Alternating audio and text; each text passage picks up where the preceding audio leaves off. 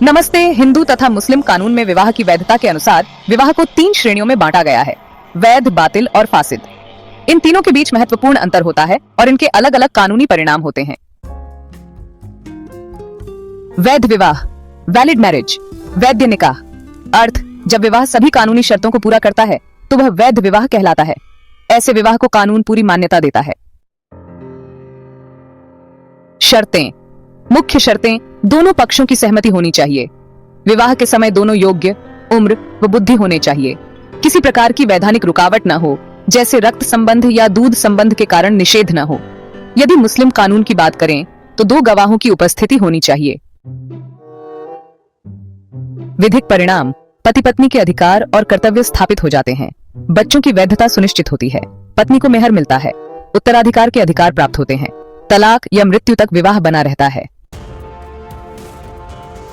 बातिल विवाह, void marriage, बातिल निकाह। अर्थ: ऐसा विवाह जो बिल्कुल अमान्य होता है और उसे मानो कभी हुआ ही नहीं, वैसा विवाह बातिल कहलाता है। यह विवाह शुरू से ही शून्य होता है। उदाहरण: यदि निकाह महरम, नजदीकी रिश्तेदार से किया गया हो। किसी जीवित स्त्री से बिना तलाक दिए दूसरी शादी करना, जहां कानूनन एक विवाह की अनुमति हो। बिना योग्यता या जबरदस्ती से विवाह करना। विधिक परिणाम: पति पत्नी के बीच कोई कानूनी संबंध स्थापित नहीं होता। पत्नी को मेहर नहीं मिलता। बच्चों को अवैध माना जा सकता है। हालांकि कुछ मामलों में मुस्लिम कानून बच्चों की वैधता देता है। कोई उत्तराधिकार अधिकार नहीं मिलता। फासिद विवाह, इरेगुलर मैरिज, फासिद निकाह। अर्थ: ऐसा विवाह जो कुछ शर्तों की अनुपालना न करने के कारण तुरंत वैध नहीं होता, लेकिन यदि उन शर्तों को पूरा कर दिया जाए तो उसे वैध बनाया जा सकता है। उदाहरण: यदि निकाह के समय गवाह उपस्थित न हो। एक मुस्लिम पुरुष का किसी गैर किताबी धर्म जैसे हिंदू की महिला से विवाह, यदि महिला इद्दत की अवधि में हो। विधिक परिणाम: विवाह को निकाह कहा जा सकता है, लेकिन पूर्ण अधिकार नहीं मिलते। इस प्रकार का विवाह यदि सुधार लिया जाए, जैसे इद्दत पूरी होने पर या गवाह लाकर दोबारा निकाह, तो वैध हो सकता है। बच्चों को वैध माना जाता है। पत्नी को पूरा मेहर नहीं, केवल प्रो राटा मेहर मिलता है। विवाह को बिना तलाक के भी अलग किया जा सकता है। निष्कर्ष: इन तीनों प्रकार के विवाहों में सबसे महत्वपूर्ण है वैध विवाह, जो संपूर्ण कानूनी मान्यता प्राप्त करता है। बातिल विवाह पूरी तरह से अमान्य होता है, जबकि फासिद विवाह को सुधार कर वैध बनाया जा सकता है। इनकी समझ विवाह कानून को समझने के लिए आवश्यक है और ये विवाह से जुड़े अधिकारों, कर्तव्यों तथा बच्चों की स्थिति पर सीधा प्रभाव डालते हैं। तलाक के विभिन्न प्रकार एवं खुला और मुबारात में अंतर। तलाक का अर्थ: तलाक एक अरबी शब्द है जिसका अर्थ होता है बंधन को खोलना या अलग करना। इस्लामी कानून के अनुसार जब पति पत्नी किसी कारणवश साथ नहीं रह सकते तो वैवाहिक संबंध को खत्म करने की प्रक्रिया को तलाक कहा जाता है। तलाक के प्रकार: इस्लामी कानून में तलाक के मुख्य रूप से 2 रूप होते हैं। 1 पति द्वारा दिया गया तलाक और 2 पत्नी द्वारा या आपसी सहमति से लिया गया तलाक। इन 2 श्रेणियों के अंतर्गत विभिन्न प्रकार होते हैं। पति द्वारा दिया गया तलाक: क्योंकि इस्लाम में पति को तलाक का अधिकार अधिक दिया गया है, तलाक ए अहसन ये सबसे अच्छा तरीका माना जाता है। पति एक बार तलाक कहता है और पत्नी की इद्दत लगभग 3 मासिक धर्म या 3 महीने पूरी होने तक पत्नी से यौन संबंध नहीं बनाता। इस इद्दत के दौरान पति को पछताने का समय मिलता है। अगर वह चाहे तो तलाक को रद्द कर सकता है। तलाक ए हसन: पति 3 बार तलाक कहता है, हर एक बार मासिक धर्म के बाद, यानी 3 बार अलग अलग समय पर। अगर वह तीसरी बार कह देता है और इद्दत भी पूरी हो जाती है तो तलाक पूर्ण हो जाता है। तलाक ए बिदात या 3 तलाक: इसमें पति एक साथ 3 बार तलाक कह देता है। यह तरीका अनुचित माना गया है और भारत में 2019 में इसे अवैध घोषित कर दिया गया है। पत्नी द्वारा या आपसी सहमति से तलाक खुला: जब पत्नी तलाक लेना चाहती है और इसके लिए पति को कुछ देकर तलाक मांगती है। यह पत्नी का अधिकार है, लेकिन पति की सहमति जरूरी होती है। पत्नी मेहर या अन्य कुछ संपत्ति छोड़ सकती है। मुबारात: जब दोनों पति और पत्नी आपसी सहमति से तलाक लेना चाहते हैं। दोनों ही इस रिश्ते को खत्म करने के इच्छुक होते हैं। इसमें कोई पक्ष दूसरे पक्ष से कुछ मांग नहीं करता। यह आपसी सहमति से अलगाव होता है।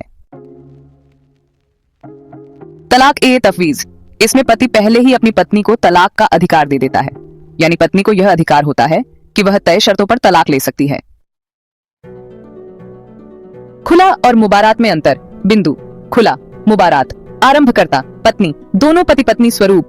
पत्नी तलाक मांगती है, दोनों तलाक चाहते हैं। वापसी की स्थिति, पति अगर चाहे तो तलाक न दे, दोनों की सहमति से होता है। संपत्ति या मेहर, पत्नी मेहर छोड़ सकती है, आमतौर पर कोई संपत्ति नहीं दी जाती। खुला में तलाक की पहल पत्नी करती है और इसके बदले कुछ देती है, जैसे मेहर। मुबारात में दोनों एक दूसरे से अलग होना चाहते हैं और आपसी सहमति से रिश्ता खत्म करते हैं। निष्कर्ष, इस्लाम में तलाक को अंतिम उपाय माना गया है। तलाक के विभिन्न प्रकार इस बात को ध्यान में रखते हैं कि कोई भी पक्ष अन्याय का शिकार न हो। खुला और मुबारात जैसे विकल्प महिलाओं को भी अधिकार देते हैं कि वे सम्मान पूर्वक विवाह संबंध को समाप्त कर सकें। मलिकी विचार पद्धति। Maliki school of Muslim law इस्लामी कानून की 4 प्रमुख सुन्नी विधियों में से एक है। इसका विकास इमाम मालिक इब्न अनस ने 8वीं सदी में किया था।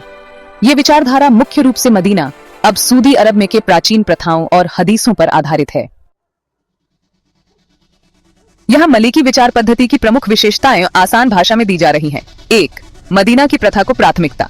Preference to practice of Medina. मलिकी विचार पद्धति में मदीना शहर के लोगों की परंपराओं और व्यवहार को बहुत महत्व दिया गया है। इमाम मालिक का मानना था कि मदीना में पैगंबर मोहम्मद साहब रहते थे, इसलिए वहाँ की परंपराएं इस्लामी शिक्षाओं के सबसे करीब हैं। 2. हदीसों का प्रयोग।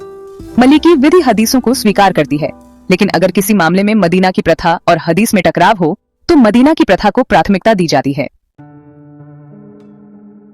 राय, व्यक्तिगत विवेक और मसालिह मुरसाला सार्वजनिक हित। यदि किसी मुद्दे पर कुरान और हदीस में कुछ स्पष्ट नहीं है तो न्यायाधीश अपना विवेक इस्तेमाल कर सकता है। इसके साथ ही यदि कोई निर्णय समाज के हित में है तो उसे स्वीकार किया जा सकता है, भले ही उसका स्पष्ट उल्लेख कुरान या हदीस में न हो।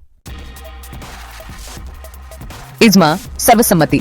इस विधि में विद्वानों की सर्वसम्मति इज्मा को भी एक वैध स्रोत माना गया है। यदि विद्वान किसी बात पर एकमत हो तो उसे कानून माना जा सकता है। कियास, तर्क के आधार पर निर्णय। कुरान और हदीस की रोशनी में अगर किसी नए मामले पर कोई सीधा नियम नहीं है तो उसके मिलते जुलते मामलों से तर्क करके निर्णय लिया जाता है। व्यवहारिकता और लचीलापन। Practicality and flexibility. मलिकी विचारधारा में जीवन की वास्तविक परिस्थितियों को ध्यान में रखते हुए लचीला दृष्टिकोण अपनाया गया है। इसका उद्देश्य न्याय करना है, न कि केवल नियमों का पालन करना। अफ्रीकी और पश्चिमी इस्लामी देशों में प्रभाव। यह विधि मुख्य रूप से उत्तर और पश्चिमी अफ्रीकी देशों जैसे मोरक्को, अल्जीरिया, ट्यूनिशिया, माली, नाइजर आदि में प्रचलित है। निष्कर्ष, मलिकी विधि इस्लामी कानून की एक व्यावहारिक और परंपरागत शाखा है जो मदीना की प्राचीन परंपराओं, सार्वजनिक हित और विवेक पर आधारित निर्णयों को महत्व देती है। यह जीवन की वास्तविक समस्याओं का हल इस्लामी शिक्षाओं के दायरे में रहकर निकालने की कोशिश करती है। धन्यवाद। प्लीज वीडियो को लाइक, सब्सक्राइब, शेयर और कमेंट करना न भूलें।